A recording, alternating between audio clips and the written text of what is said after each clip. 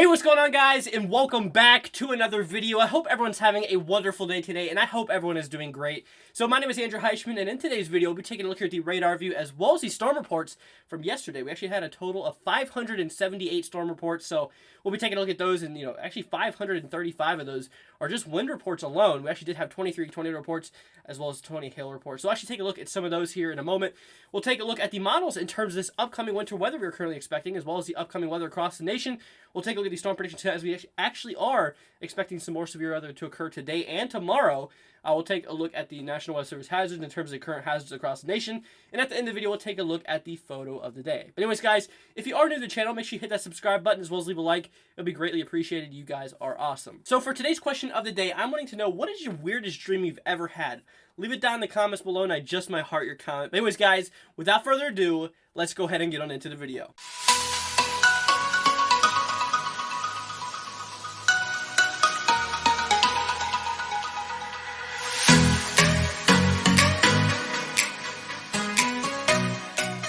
Alrighty, guys, so we're taking a look at the radar view in terms of what is currently going on across the nation. We actually do have some snow showers across the western coast here. This does include bits of California, Nevada, Idaho, as well as Washington State. We actually do have a little bit of snow from that last system that we did see yesterday, pretty much moving its way into the Canada region now.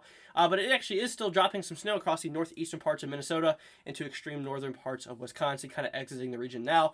We actually do have all this precipitation that's kind of lingering around the, pretty much the Midwest region, moving its way in through bits of the Ohio Valley here. This will actually be the part of another system that we're going to expect here in the future. This will be associated with that same system that we actually are expecting some snow to fall across bits of the northeast. So that's basically what we're dealing with in terms of the radar view. In terms of the rest of the country for the central parts of the states, we're actually looking relatively clear in terms of precipitation. So let's go and take a look here at the storm reports from yesterday, and let's see what we're dealing with in terms of that. Alrighty, guys, so we're taking a look here at the Storm Prediction Center side of things. This is your storm reports from yesterday. So like I said, we had a total of 536 wind reports, 23 tornado reports, as well as 20 hail reports for a total of 579 reports total.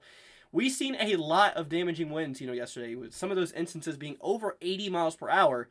Which was kind of crazy. So in terms of some of these tornado reports, we actually did have a NWS survey go out for Hastings. It looks like this is actually showing an EF1 tornado that dropped yesterday. This is in Nebraska here. So we had a lot of tornadoes fall across bits of Iowa, for the most part Iowa, as well as basically Nebraska as well. We had several tornadoes yesterday. Like I said, we have a total of 23 tornado reports. So, we actually did have a decent amount of tornadoes. In terms of hail, we actually did have some instances up to softball size hail, as well as tennis ball size hail. So yesterday, we actually did have a decent hail report. Decent hail reports yesterday from yesterday's severe weather event. But that's basically what we're dealing with in terms of that. I just thought I would go over that real quick for you guys. So let's go and take a look here at the models, and let's see what we're dealing with in terms of your upcoming weather. Alrighty, guys, so we're taking a look here at the Gfs model in terms of things. This is your long-range American model. So that system that we saw impacted yesterday across the Central Plains, moving its way into the Midwest. This system is already in southern Canada here. According to your Gfs model, this is actually showing it already at 970 millibars. So it's still strengthening, compared to yesterday. We've seen a lot of severe weather yesterday, like we just took a look at the storm reports.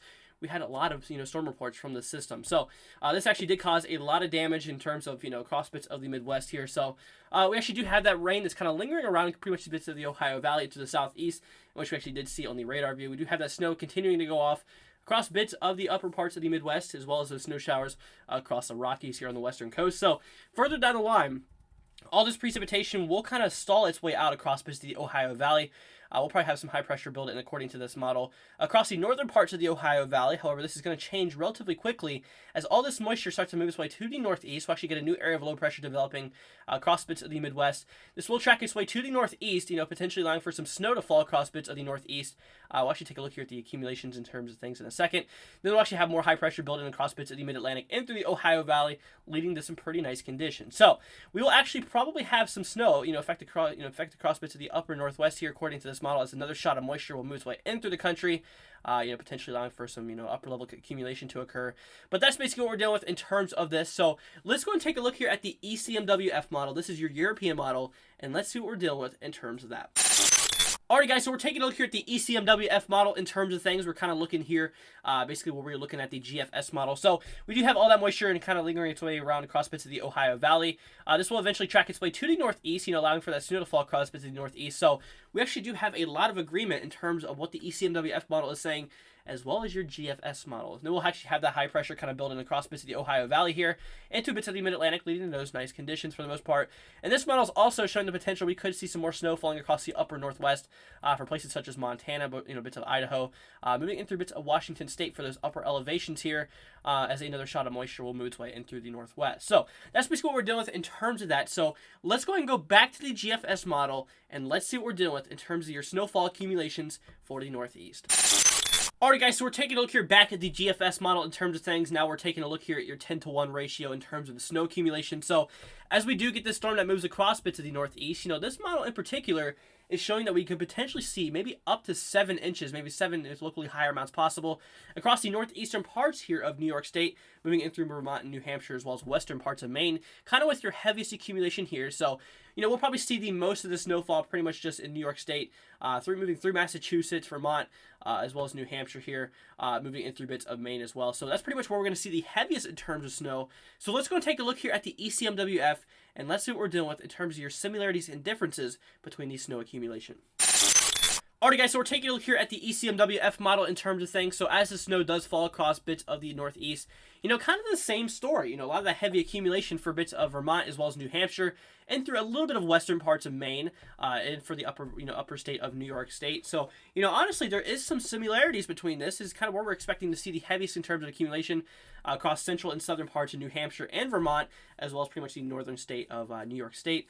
Pretty much seeing the potential we could see up to 7, maybe 8 inches across those areas according to these models. So now we're going to take a look here at the Namm model, and we're going to see what this, the shorter range model has to say about this upcoming accumulation.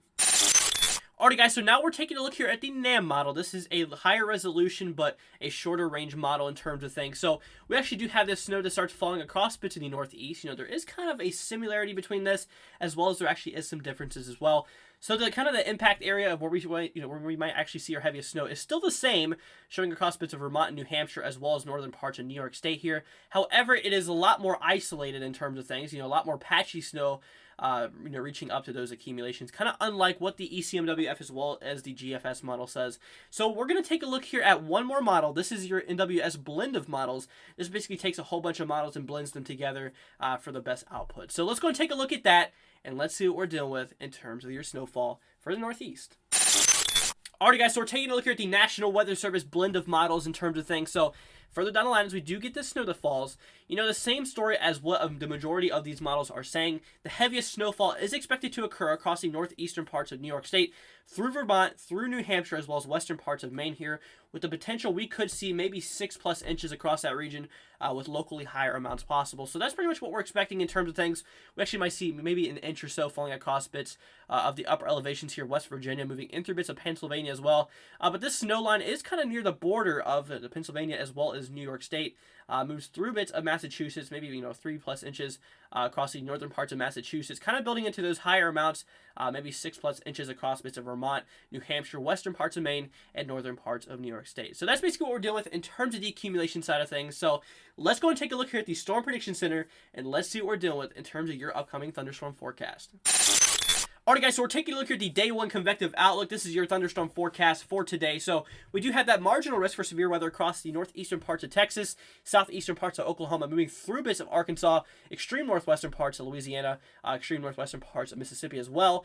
Basically for this marginal risk, showing that there is a severe threat level 1 out of 5 in effect. So in terms of tornadoes, we actually do have a 2% chance of seeing tornadoes pretty much just isolated to Arkansas alone, showing that every single 25 miles here in this 2% zone, you have a 2% chance of seeing a tornado. So in terms of damaging winds, we actually do have a large 5% region across the northeastern parts here of Texas, moving through extreme southeastern parts of Oklahoma, as well as extreme northwestern parts of Mississippi, moving through Arkansas here, showing that every single 25 miles, you have a 5% chance of seeing damaging winds 60 miles per hour or more. So we actually do have a hail threat as well across this area here, 5%, showing that every single 25 miles, we have a 5% chance of seeing hail 1 inch in diameter and greater. So let's go and take a look here at the Day 2 outlook. This will be for tomorrow, and let's see what we're dealing with in terms of your thunderstorm forecast.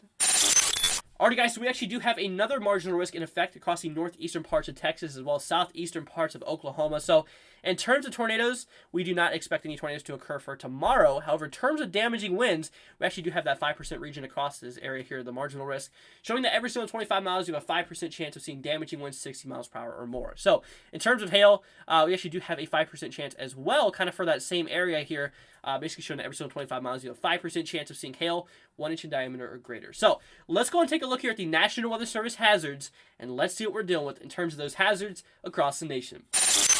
Alrighty guys, so we're taking a look at the National Weather Service hazards in terms of things. We actually do have a red flag warning in effect across the southeastern parts of Colorado, basically just to alert all your firefighters that fire weather might be possible. This is usually caused by low relative humidity as well as some gusty winds, so there's a chance we could see some fires break out across that region. So we actually do have some winter weather advisories in effect across the northwest for this area here, kind of a purplish blue here. This does include bits of northeastern parts of Minnesota as well as extreme northern parts of Wisconsin and through northern parts of Maine here, basically just showing that some impacts of winter weather is expected, so there might actually be some travel delays as well as some dangerous conditions in terms of driving. So just stay alert for that and just be safe.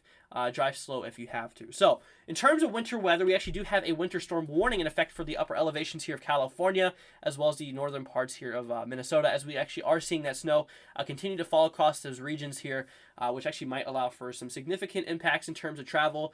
So guys, just please be safe in terms of this, because significant winter weather is expected. So we actually do have some wind advisories in effect across the eastern parts here of Wisconsin and through bits of Michigan, northern parts of Ohio, and parts of Indiana, as well as the western side here of New York State and through bits of Vermont as well. Basically just showing that gusty winds are expected to occur.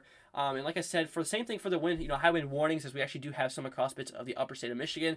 Same thing for the wind advisories and the high wind warnings. If you guys have anything that's outside, such as lawn furniture, I recommend bringing it in just until these have been lifted, because we are seeing some pretty crazy winds in terms of things. So guys, you want to keep your property safe in terms of things. So bring it in if you have to, just until these have been lifted. But anyways, guys, that's basically what we're dealing with in terms of the National Weather Service hazards.